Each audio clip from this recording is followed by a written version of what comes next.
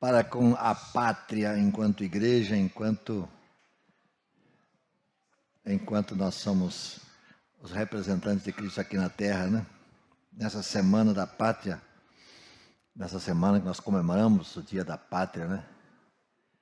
Nessa data da independência, 200 anos de independência do Brasil. Então essa data traz em si um histórico bastante interessante.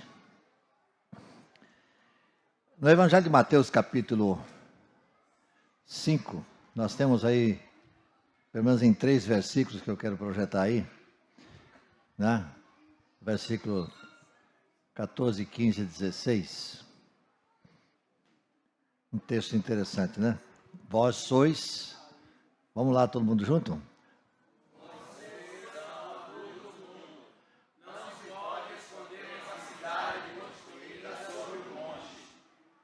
Seguinte. E também quem acende uma candeia e a coloca debaixo de uma vasilha. Pelo contrário, coloca no lugar apropriado e assim ilumina todos os dias da casa.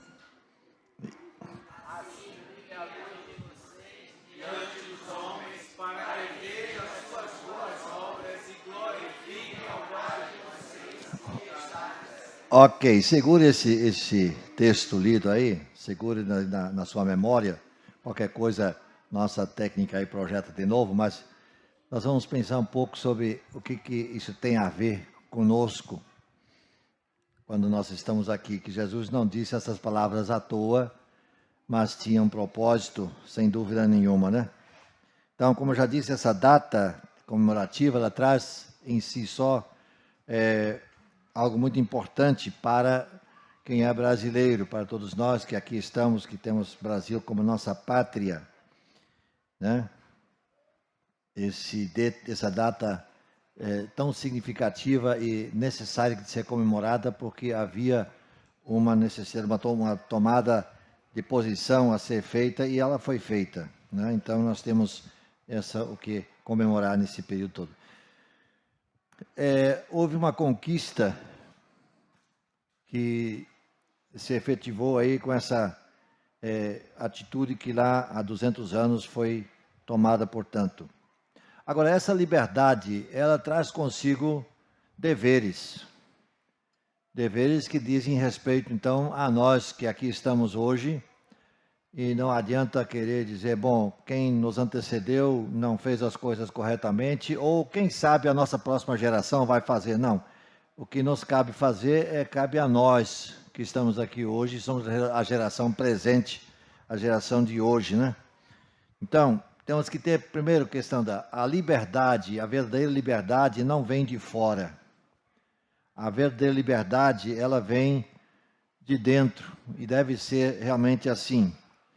Nós devemos perceber, devemos entender que de dentro de nós que procede a verdadeira liberdade. Como comunidade cristã, cuja pátria não é aqui a definitiva, enquanto cristãos nós não temos a pátria definitiva, mas estamos na pátria transitória, que é essa que nós estamos, que é o Brasil, que comemora os seus 200 anos de independência, né?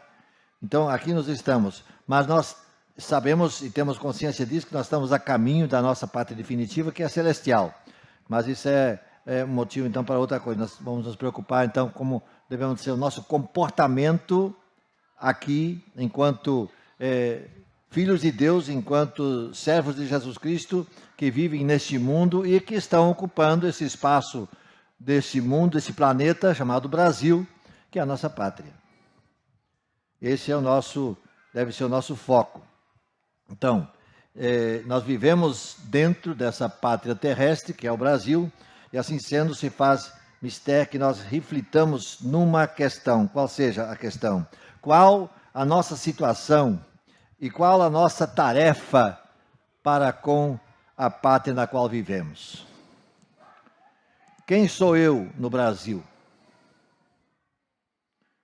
Não sou somente mais um, mas eu sou um brasileiro que tem responsabilidades nesse país. E como brasileiro cristão, a minha responsabilidade é maior do que de quem não é cristão. Porque aqui eu tenho uma missão a cumprir, confiada por Jesus. Exatamente essa que nós lemos no Evangelho de Mateus. Vós sois a luz do mundo. É o contexto que ele fala também, vós sois o sal da terra. Mas hoje nós queremos destacar a questão de luz do mundo. Vós sois a luz do mundo. E aí então ele diz, ninguém pode esconder uma cidade que está construída sobre um monte. Ninguém acende uma vela ou uma lamparina assim e põe um balde em cima. Não, coloca no lugar alto para que possa iluminar o ambiente onde ela está. Então, se nós somos luz, nós não podemos ficar escondidos. Esse é o que nós precisamos, então, desde já, tomar para nós. Se nós somos essa luz que Jesus diz que vós sois, ele disse, vós talvez venham a ser, não, vós sois a luz do mundo. Não talvez, não. Não é um quem sabe um dia vocês venham a ser. Não, ele disse, vocês são a luz do mundo. Não é para o futuro, não. É agora. É isso que eu tentei dizer ainda há pouco. Não adianta a gente jogar a culpa sobre a geração que passou, que não fez o seu dever, não cumpriu o seu dever, ou esperar na geração que vem. Não sei se a do passado cumpriu o seu dever ou não, e se a próxima que vem vai cumprir o que estiver diante dela. O fato é que nós estamos aqui hoje. E a responsabilidade agora é nossa, de sermos luz do mundo. Que Jesus disse, vós sois. Se ele disse aquele grupo que estava com ele naquele momento, aí nós vamos para a oração sacerdotal em João capítulo 17, quando ele ora ao Pai, diz, não peço somente por isso, mas também por aqueles que hão de crer por causa deles. Então nós estamos aqui como resultado disso. Nós estamos aqui porque alguém fez um trabalho e o Evangelho chegou ao nosso conhecimento e nós conhecemos Jesus e hoje nós somos a luz do mundo. Ele diria isso para nós que hoje estamos aqui, nesse dia 4, hoje é 4, né? 4 de setembro, né? De 2022. Vós sois a luz do mundo. Então, qual é a nossa missão e responsabilidade? O que nós temos feito para sermos essa luz que Jesus diz que nós somos? Para realmente mostrarmos a quem quer que seja que nos cerque, que nos seja conosco, para que essa luz seja realmente vista e notada por aqueles que nos cercam.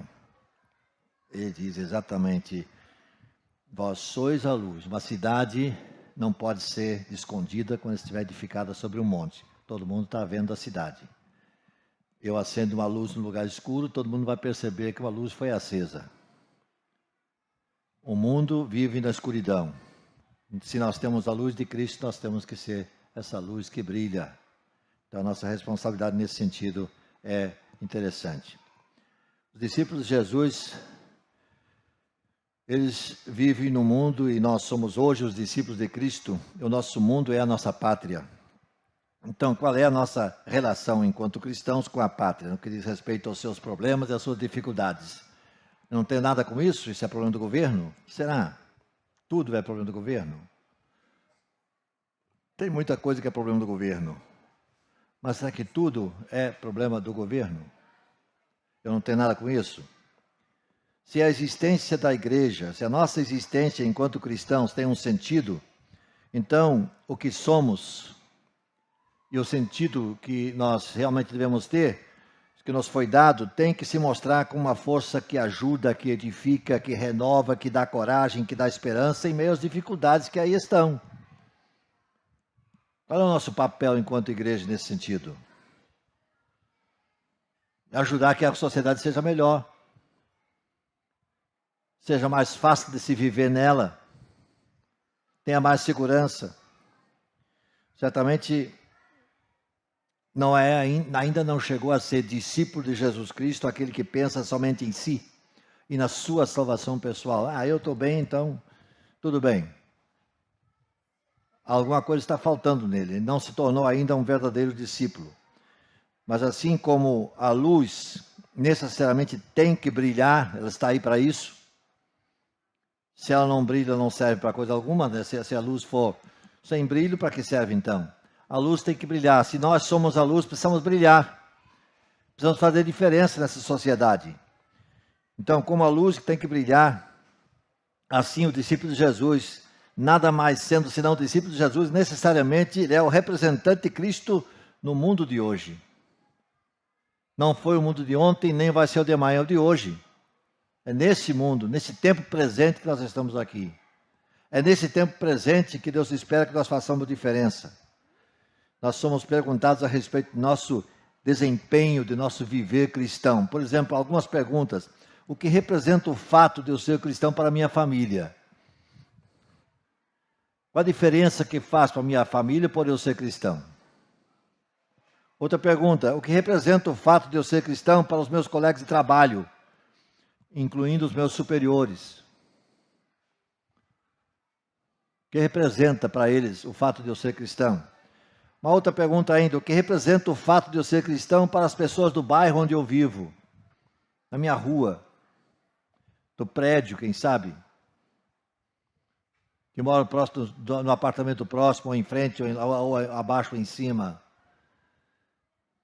Que diferença faz o fato de eu ser cristão para aqueles que convivem comigo nesse sentido? Então, a metáfora usada por Cristo de que a cidade edificada sobre o monte não pode ficar escondida se aplica nesses e em outros casos. Jesus compara a sua comunidade formada pelos seus discípulos como uma cidade construída. Então ele compara o que nós vemos hoje aqui, né? Crentes em Jesus Cristo, seus discípulos, como cidade construída, que não pode ficar escondida. Não pode, ela precisa ser notada, tem que ser notada, e há de ser notada. Por todos os lados ela é vista. Então não pode ficar escondida. Sempre tem olhos dirigidos para a comunidade cristã, perguntando assim: és tu o que dizes ser? Eu soube que você é crente, e afinal de contas você tem demonstrado isso?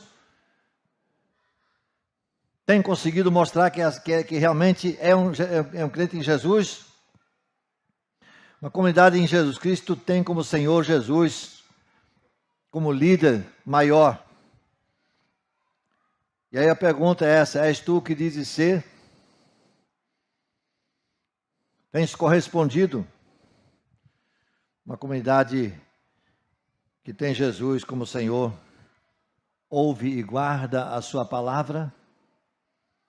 Lhe é obediente? Vives tu como diz a tua fé? Assim como a tua vida é um testemunho claro do poder e da graça de Cristo e do seu amor derramado em seu coração? A sua vida tem mostrado isso como reflexo? Muitas vezes, os que nos dirigem essas perguntas são os que menos direito têm de fazê-lo, mas eles a fazem. Eles a fazem. Só procuram talvez um meio de justificar a sua própria atitude de indiferença e desinteresse. Ainda assim, fazem. Mas não só eles perguntam, é o próprio Senhor Jesus quem pergunta, quem quer conhecer os seus discípulos pelos frutos que trazem, pelos frutos que produzem no seu viver. Uma comunidade cristã, em toda a sua atitude, precisa refletir o que Jesus espera dessa atitude. E ele deseja receber respostas, tipo assim, como nós nos comportamos quando passamos pelo sofrimento. Todos nós estamos sujeitos a passar pelo sofrimento, mas como é que nós nos comportamos quando isso acontece? Como nós nos comportamos na felicidade, quando tudo vai bem? Como nós nos comportamos publicamente quando estamos no meio do povão, no mundão aí fora, onde sempre somos observados? Como é o nosso comportamento?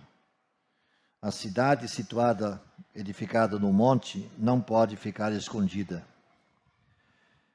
É Jesus quem diz, e ele disse isso aos seus discípulos.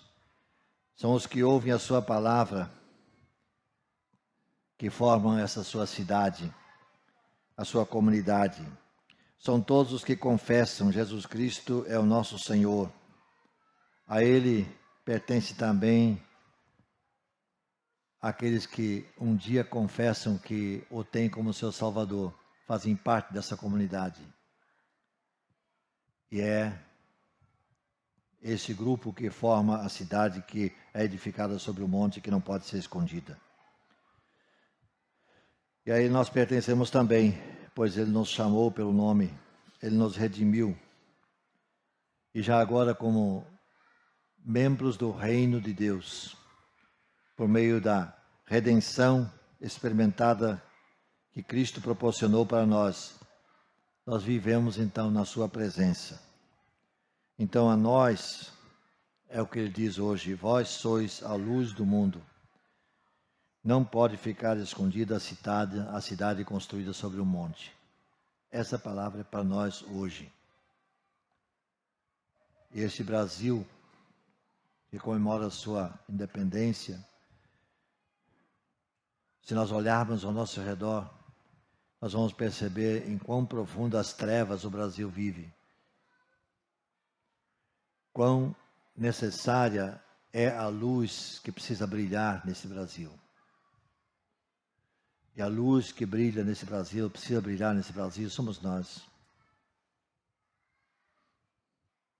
Então, a depender de mim, quanto mais luminosidade haverá nesse mar de trevas que é esse Brasil, nosso querido. Quanto eu tenho conseguido brilhar. Jesus espera isso de nós. Ele nos diz que nós devemos fazer. Como devemos fazer? Ele descreve apenas o que somos para o mundo, sendo seus discípulos. Diz, vós sois a luz. Vós sois a luz. Discípulos são homens como qualquer outra pessoa. Mas eles têm um Senhor que está sobre todos os outros senhores. É o que faz toda a diferença. Eles passam pela escuridão como os outros, mas em meio à escuridão, eles sabem da luz que já resplandeceu. E por isso, eles, em meio da escuridão, eles, como disse, são pecadores como os outros, mas eles conhecem o Senhor, que disse, vós sois. Aquele Senhor que perdoa, e é que através da morte na cruz, Ele conduz para a vida. A existência de seres humanos como nós, que temos Cristo no coração, que enfrentam dificuldades como os demais, mas que apresentam um diferencial, que creem no Deus que faz maravilhas, que vão ao encontro da morte, mas estão cheios de esperança, porque são do Senhor. E ele disse, nada nem ninguém pode tirá-los de mim. Eu repeti isso aí. Nada nem ninguém, disse Jesus, pode tirá-los da minha mão. Aqueles que são de Jesus são dele definitivamente. Definitivamente. Lá em João 10, 28, ele faz essa afirmação. Nada pode tirá-los da minha mão. Ninguém pode arrancá-los da minha mão. Estamos na mão de Deus, na mão do Senhor definitivamente. Então a existência dessa comunidade a qual nós pertencemos e que nós formamos é para ser a luz do mundo, é como uma cidade situada sobre um monte que não pode ficar escondida. O mundo há de perceber que nesse mundo, existem homens, mulheres, existem jovens, existem adolescentes, existem crianças e juniores,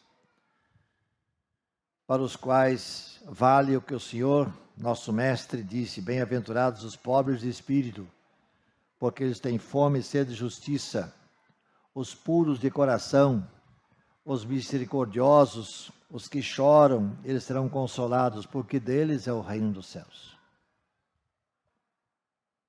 Nós sabemos que nós estamos caminhando para a morte, sabemos disso. Mas nós não temos que temer a morte. Que nós formamos coro com Paulo quando diz: onde está, ó morte, o teu aguilhão? Onde está o que mete medo? Acabou. Porque para nós não há mais por que temer a morte. Eu quero morrer? Não, não é isso que eu estou dizendo. Mas se morrer, eu não tenho que temer a morte. Porque o que vem depois é muito melhor. Mas enquanto estiver aqui, enquanto a morte não chega, eu tenho que brilhar.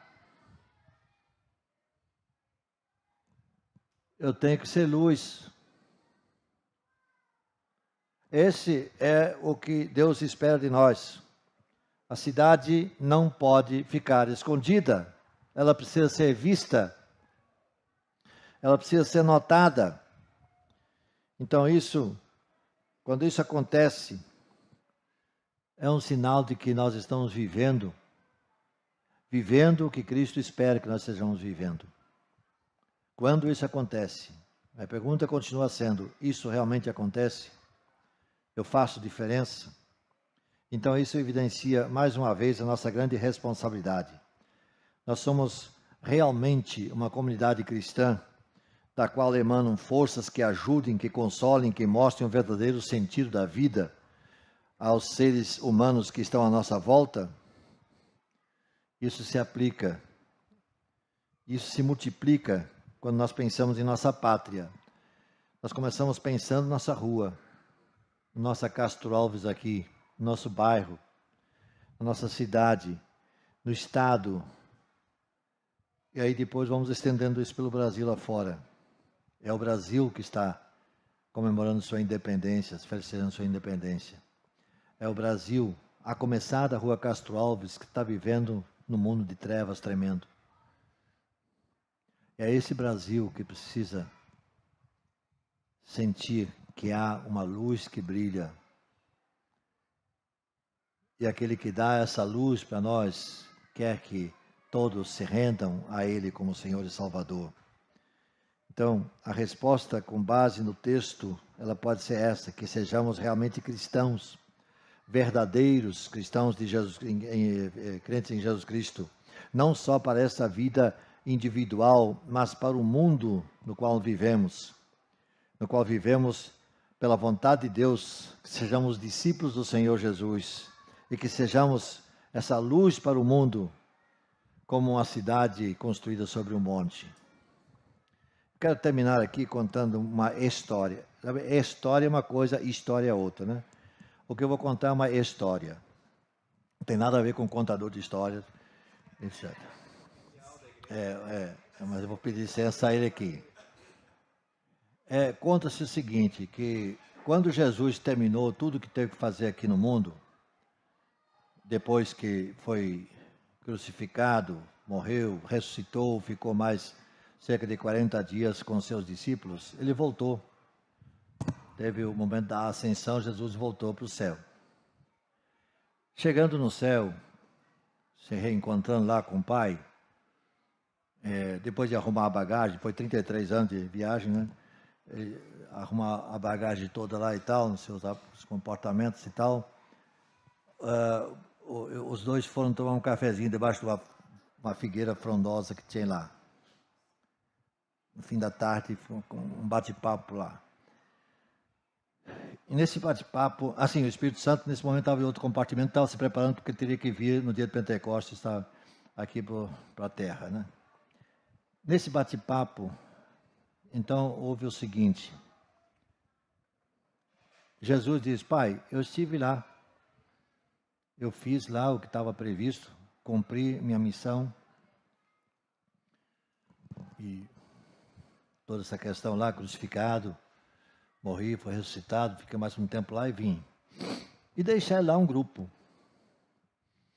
Deixar um grupo de pessoas lá, com a responsabilidade de continuar o trabalho. E qual é o plano se eles falharem? Qual é o plano? Se eles não derem conta do recado?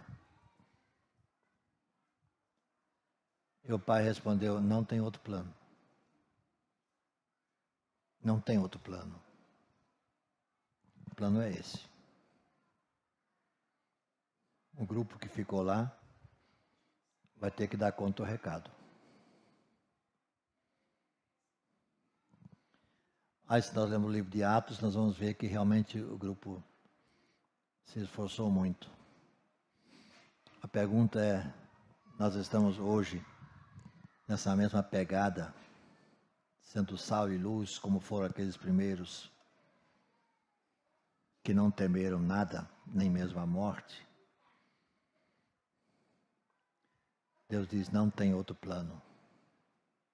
Só tem esse plano. Hoje, você e eu somos sal e luz. Coloca de novo o versículo 16 para mim, por favor. Vamos encerrar com esse versículo.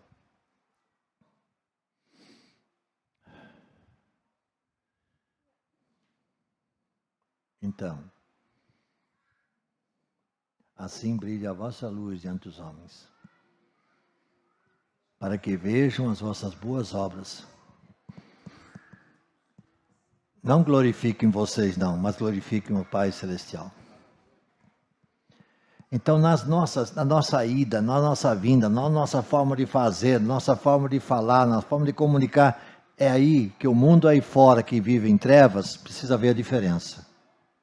É isso que Deus espera de nós. Assim brilhe a vossa luz através daquilo que você estiver fazendo. Esse é o projeto de Deus. E na história que eu contei, Jesus pergunta ao Pai, e se eles falharem? Não tem outro plano, não. Não tem outro plano. Vamos cumprir o que nos foi confiado. Que Deus nos abençoe.